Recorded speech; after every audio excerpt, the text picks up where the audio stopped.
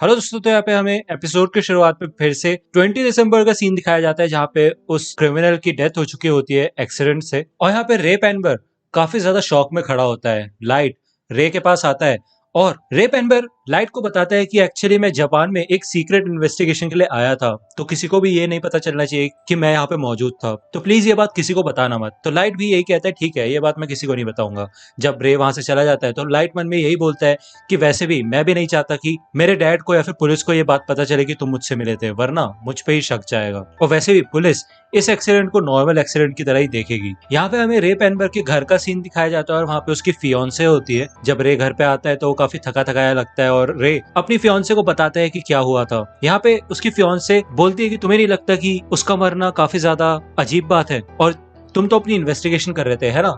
तो हो सकता है कि इतने में रे उसको शांत कर देता है और कहता है कि मैं जानता हूँ तुम पहले एक एफबीआई एजेंट रह चुकी हो, लेकिन ये कीरा का केस काफी ज्यादा खतरनाक है, इसलिए शांत रहो। तुम्हें याद है ना, तुमने मुझसे वादा किया था कि तुम ये सारी चीजें छोड़ दोगी, तभी मैं तुम्हारे डैड से शादी के बारे में बात करूंगा, है ना? यहाँ पे दूसरी ओर हमें लाइट के घर का सीन दिखाया जाता है और ryuk पूछते हैं आप क्या करोगे, उस एजेंट का नाम लिखोगे, उसे मारोगे? तो लाइट कहता है नहीं, एक हफ्ते बाद, क्योंकि तब तक वो किसी और को भी इन्वेस्टिगेट कर लेगा। अगर मैं अभी उसे मार दूंगा तो मेरे ऊपर ही शक जाएगा, लेकिन तब तक मैं एल के साथ थोड़ा खेल लेता हूँ। यहाँ वतारी एल को कांटेक्ट करता है और कहता है कि एक और विक्टिम मरा है और उसने भी एक मैसेज छोड़ा है, और उस लेटर के ऊपर लिखा होता है गॉड्स ऑफ डेथ, यानी कि शिनिगामी।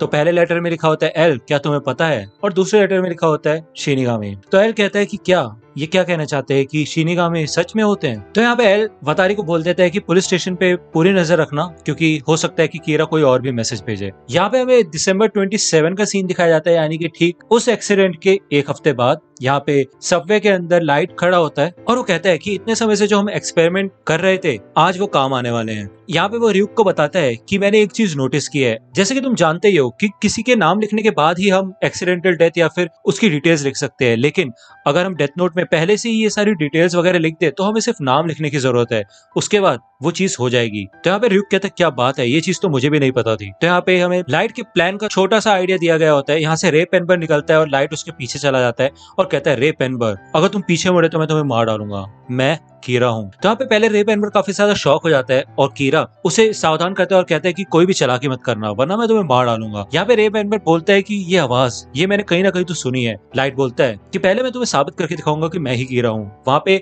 चश्मे में एक आदमी होता है एक कॉफी शॉप पे।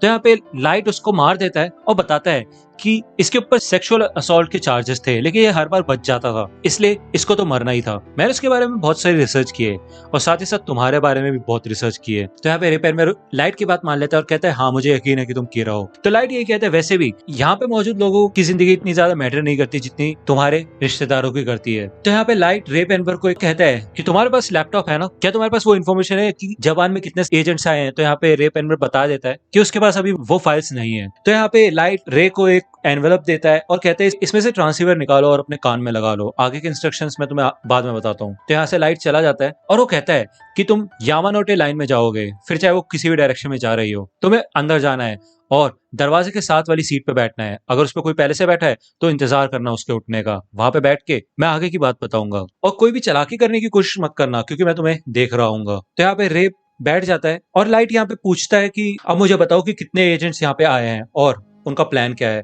तो यहाँ पे रे पेनबर यही बताता है कि टोटल 12 लोग हैं। लाइट कहता है कि अब जो तुम्हारे पास एनवेलप है उसे खोलो और उसमें से जो भी चीज है वो बाहर निकालो। तो यहाँ पे हमें दिखाया जाता है कि एक पेपर सा होता है और उसमें वहां पे बीच बीच में लिखने की जगह होती है। लाइट कहता है कि सबसे ऊपर वाली जगह पे उस एजेंट का नाम लिखो जो कि तुम्हारा इंचार्ज है। तो यहाँ पे रे सोचता है कि ये करना क्या चाहता है और इसका प्लान क्या है, लेकिन मेरे को उसकी बात माननी होगी, और वैसे भी वो सिर्फ नाम से तो किसी को नहीं मार सकता। तो यहाँ पे लाइट कहता है अब अपना लैपटॉप ओपन करो, तुम्हें तुम्हारा सुपीरियर सारे एजेंट्स की इन्फॉर्मेशन भेज देगा और उसमें उन सभी एजेंट्स के नाम और फेसेस होंगे। तो यहाँ पे रे पेनबर चौंक जाता है कि ये हुआ क्या, ऐसे कैसे भेज सकता है वो मुझे। यहाँ पे लाइट कहता है अब इन सबके चेहरे देखो और एक के बाद एक इनका नाम उन खाली जगहों में लिखो। तो यहाँ पे रे पेनबर बोलते हैं कि ये कीरा करना क्या चाहता है, मुझे तो कुछ समझ नहीं आ रहा। यहाँ पे वो सबके नाम लिख देता है और लैपटॉप बंद कर लेता है। अब लाइट कहता है कि वो सारी चीजें उसी एनवेलप में डाल दो ट्रांसीवर के साथ और उसे अपने ऊपर मौजूद रैक पे रख दो, और ध्यान रखना कि तुम्हें कोई देख ना रहा हो। जब तुम बिल्कुल श्योर हो जाओ सिर्फ तभी ट्रेन से उतरना। तो यहाँ पे रे सोच रहा होता है कि यार ये आवाज मेरे को याद क्यों नहीं आ रही, मेरे को पता है मैंने ये कहीं ना कहीं तो सुनी थी। यहाँ पे शाम 4:41 का सीन दिखाया जाता है और जैसे ही रे यहाँ पे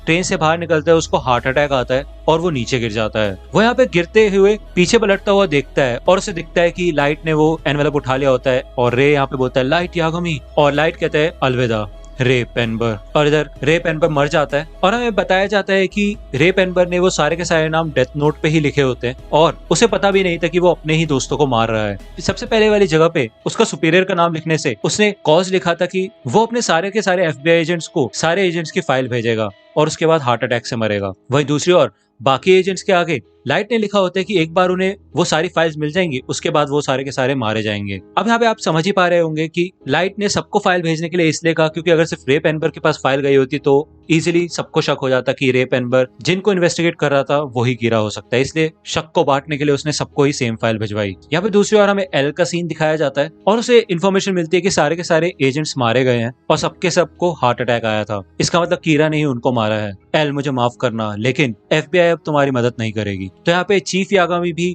एल से कांटेक्ट करता है और वो कहते हैं कि मैंने FBI के डायरेक्टर से बात की। क्या बात है एल? उनके हिसाब से तुमने FBI का सहारा लिया था हमारी जांच पड़ताल करने के लिए। तो एल कहता है हाँ। तो चीफ कहता है कि इसका क्या मतलब हुआ? इसका मतलब तुम हम पे शक कर रहे हो? तो एल कहता है मेरे हिसाब से ये करना जरूरी था असली कीरा को पकड़ने के लिए। तो यहाँ पे चीफ गुस्सा हो जाता है और वो कहते हैं कि तुम ऐसा कैसे कर सकते हो, तुम अपने ही साथियों पे शक कर रहे हो। तो यहाँ पे बाकी मेंबर्स भी यही कहते हैं कि हम एल पे भरोसा नहीं कर सकते और वो कहते हैं कि कीरा ने उन एजेंट्स को भी मार दिया जो कि क्रिमिनल्स भी नहीं थे। इसका मतलब कीरा सच में एक मर्डरर ही है। तो यहाँ पे एल को मैसेज आता है कि एक और विक्टिम ने मैसेज छोड़ा है और यहाँ पे लेटर पूरा हो जाता है कि एल क्या तुम्हें पता है कि शिनिगामी सेब खाते हैं। तो यहाँ पे एल को गुस्सा आता है और दूसरी ओर हमें रे पेनबर के फियांसे का सीन दिखाया जाता है और वो यहाँ पे बैठ के रो रही होती है और उसे समझ आ जाता है कि कीरा ने ही रे पेनबर को मारा है। या दूसरी ओर हमें लाइट यागामी की फैमिली का सीन दिखाया जाता है और यहाँ पे चीफ यागामी बोलता है कि मैं ये बात सीक्रेट नहीं रख सकता, वैसे भी ये बात तुम्हें कभी ना कभी पता चली जाती, मैं तुम्हें कुछ बताना चाहता हूँ। इस समय मैं कीरा इन्वेस्टिगेशन का इंचार्ज हूँ। तो यहाँ पे सायो बहुत ज्यादा खुश होती है और कहती है आप तो अमेजिंग हो डैड। तो चीफ कहता है नहीं, बात वो नहीं है, बात यह है कि कल 12 FBI एजेंट्स को कीरा ने मार दिया जिनको जापान भेजा गया था। तो इसका मतलब यह है कि कीरा उन सबको मार सकता है जो कि उसे पकड़ने की कोशिश करेंगे। इस वजह से बहुत सारे ऑफिसर्स ने पहले अपनी जॉब छोड़ दी है। तो यहाँ पे सायो कहती है कि मैं नहीं चाहती कि आपको कुछ हो तो आप भी जॉब छोड़ दो, और उसकी वाइफ भी बोलती है। लेकिन चीफ यही कहता है कि मैं ऐसे चुप नहीं बैठ सकता और बुराई को जीतते हुए नहीं देख सकता। तो यहाँ पे लाइट कहते हैं कि डैड मेरे को आपके ऊपर गर्व है, लेकिन मैं आपको वादा करता हूँ कि अगर आपको कुछ भी हुआ तो मैं उस कीरा को छोड़ूंगा नहीं। तो यहाँ पे चीफ बाकी सारे पुलिस ऑफिसर्स को कहता है कि कीरा उन सभी को मार डालेगा जो भी उनके बीच में आएगा या फिर उसको पकड़ने की कोशिश करेगा। मैं नहीं चाहता कि तुम अपनी जिंदगी खतरे में डालो, अपनी जिंदगी के बारे में सोचो, अपनी फैमिली के बारे में सोचो। अगर कोई भी इस केस से हटना चाहता है तो मुझे बता सकता है, चिंता मत करो, मैं तुम्हारी रैंक नहीं गिराऊंगा। मैं बस उन लोगों को चाहता हूँ जो कि सच में अपनी जान खतरे में डालना चाहते हैं और कीरा को पकड़ना चाहते हैं। तो यहाँ सबके सब लोग बातचीत करते हैं और दूसरी ओर हमें यहाँ रे पेनबर की फियांसे का सीन दिखाया जाता है और वो यहाँ बस ड्राइवर से इन्फॉर्मेशन लेती है और वो बस ड्राइवर बताता है कि हाँ मैं इस आदमी को जानता हूँ, इसी ने सबको झुकने के लिए बोला था, लेकिन मेरे को बाकी पैसेंजर्स के बारे में कुछ याद नहीं। तो यहाँ पे रे पेनबर की फियांसे यही बोलती है कि अगर मैं जो सोच रही हूँ वो सही है तो कीरा भी उन्हीं पैसेंजर्स में से एक होगा। अगर ऐसा है तो मैं इस बस के रूट से पता लगा सकती हूँ कि कीरा कहाँ रहता है। यहाँ पे हमें हेडक्वार्टर्स का सीन दिखाया जाता है और इधर चीफ होता है। वो देखता है कि यहाँ पे सिर्फ 5 ही लोग बचे होते हैं और छठा चीफ खुद होता है और चीफ ये कहता है कि शुक्रिया। यहाँ पे एल कहता है कि मैं तुम सब पे ही भरोसा करता हूँ। तो उनमें से एक ऑफिसर बोलता है कि एल ने कहा कि वो हम पे भरोसा करता है, लेकिन हम एल पे भरोसा नहीं करते और वैसे भी हमने कीरा को पकड़ने के लिए अपनी जान खतरे में डाली है। इसका मतलब समझ रहे हो ना एल, लेकिन तुम तो अपना चेहरा ही नहीं दिखाते, बस हमें ऑर्डर देते रहते हो। तो यहाँ पे वो मेंबर बोलता है कि ऐसे काम नहीं चलेगा, हम ऐसे काम नहीं कर सकते। तो चीफ भी बोलता है एल अगर तुम हमारे साथ काम करना चाहते हो कीरा को पकड़ने में तो क्या तुम हमसे मिल सकते हो यहाँ आके। तो यहाँ पे एल कहता है जैसे कि मैंने बोला कि मैं तुम सब पे भरोसा करता हूँ। तो यहाँ पे वाटारी लैपटॉप की स्क्रीन घुमा देता है और इधर एल टेक्स्ट करता है और कहता है कि जो भी मैं तुम्हें बताने वाला हूँ वो हम 8 लोगों के बीच में ही रहनी चाहिए। मैं तुम 6 के 6 लोगों से मिलना चाहता हूँ क्योंकि मैं तुम पे भरोसा करता हूँ, लेकिन उससे पहले मैं चाहता हूँ कि तुम सब पुलिस बिल्डिंग से बाहर जाओ और एक बार फिर से सोचो कि क्या तुम मेरे पे भरोसा करते हो। तो यहाँ पे हमें पुलिस एजेंसी के बाहर का सीन दिखाया जाता है और ये लोग यही कहते हैं कि एकदम से ये हमसे मिलना क्यों चाहता है, इसने पहले भी इतने सारे केसेस खुद सॉल्व किया है, तो अब क्या हो गया, इस केस में क्या अलग बात है, मुझे नहीं समझ आ रहा। हो सकता है कि वो बस एक नकली आदमी को हमसे मिलने के लिए भेज दे जिससे कि हमें तसल्ली मिल जाए, और वैसे हमें पता कैसे चलेगा कि वही असली एल है। तो यहाँ पे चीफ यही कहते हैं कि नहीं ऐसा नहीं है, उसने शुरुआत में बोल दिया था कि उसको जापान पुलिस की मदद की जरूरत है। तुम ऐसे सोच सकते हो कि शायद एल इसी वक्त का इंतजार कर रहा था, क्योंकि पहले बहुत सारे लोगों ने एल पे भरोसा नहीं किया था। इसी वजह से हमारे हेडक्वार्टर से ही क्रिमिनल्स की इन्फॉर्मेशन लीक हुई, और इन्वेस्टिगेशन तब तक नहीं हो सकती जब तक हम एक दूसरे पे भरोसा नहीं कर सकते हो। तो यहाँ पे चीफ यही बताते हैं कि इसका मतलब एल उसी वक्त का इंतजार कर रहा था जब सबसे कम लोग बचे हो जिन पे वो आखिरकार ट्रस्ट कर सकता है, और जो लोग अपनी जान भी देने के लिए तैयार हो बुराई से लड़ने के लिए। तो यहाँ पे उनमें से एक मेंबर को गुस्सा आ जाता है और वो कहता है इससे अच्छा तो मैं नौकरी छोड़ के चला जाता हूँ, लेकिन मैं उस एल के साथ काम नहीं करूंगा।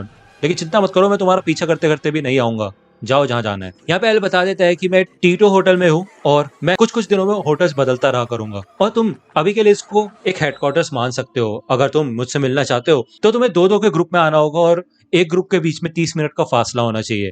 कुछ इस तरीके से आना कि सबके सब लोग 12 बजे तक रात में यहाँ पे पहुंच जाएं। यहाँ हमें एल का सीन दिखाया जाता है और वो कहता है कि अब हमारे बीच में दूरियां कम हो रही है कीरा, और कोई बात नहीं अगर मेरे को अपना चेहरा पहली बार लोगों को दिखाना पड़े तो। अगर तुम्हें इस मीटिंग के बारे में पता चलेगा तो तुम भी मेरे करीब आने की कोशिश करोगे, और तभी मैं तुम्हें पकड़ लूंगा। या दूसरी ओर हमें लाइट का सीन दिखाया जाता है और वो कहता है कि पिछले कुछ दिनों में मैंने बहुत चीजें की है, अब मुझे सोचने दो कि कोई गलती तो नहीं हुई और मुझे अब आगे क्या करना चाहिए। एल, असली लड़ाई तो अब शुरू हो रही है। यहाँ पे हमें दिखाया जाता है कि चीफ एल के रूम में आ जाते हैं और दरवाजा खटखटाते हैं, और दरवाजा खोलते साथ ही यहाँ पे एपिसोड एंड हो जाता है। तो दोस्तों आज की वीडियो के लिए सिर्फ इतना ही। आई होप कि आपको ये वीडियो पसंद आई होगी। अगर आपको ये वीडियो पसंद आई हो तो प्लीज लाइक कीजिए, अपने दोस्तों के साथ शेयर कीजिए और मेरे चैनल को सब्सक्राइब करना मत भूलेगा। और अगर आप मुझे कांटेक्ट करना चाहते हैं तो आप मुझे इंस्टाग्राम पे कांटेक्ट कर सकते हैं। मेरे पेज की लिंक आपको डिस्क्रिप्शन में मिल जाएगी। मिलता हूँ आपसे अगले वीडियो में, तब तक के लिए गुड बाय।